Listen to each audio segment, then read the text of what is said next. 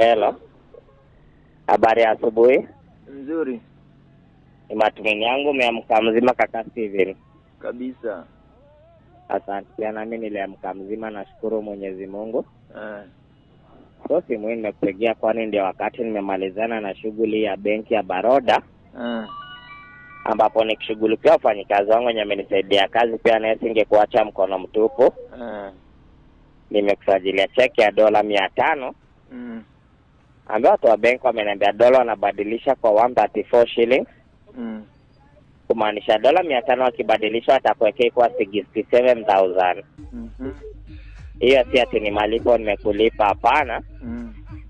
Hiyo ni shukrani nimerudisha kwa wema na heshima yenye ulinisaidia.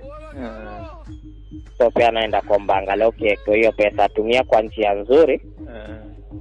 Ama kama ni biashara, ikiwezesha biashara yenye itakuinua kimaisha. Sawa sawa. So mimi naelekea Moi Airport nisafiri nirudi kwetu Tanzania. Naenda kuomba watu wa benki wakishakuwekea hiyo shukrani yangu, nipigiwe niambiwe amekuwekea, ili nikienda niende nikijua nimetimiza ahadi yangu. Sawa sawa.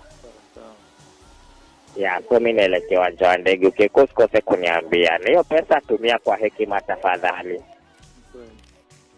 Sawa sawa. Asante. Sasa hivi nimekuambia ndo naelekea uwanja wa ndege siri. Gani uwanja gani? Moi Airport, kama unafahamu Moi Airport.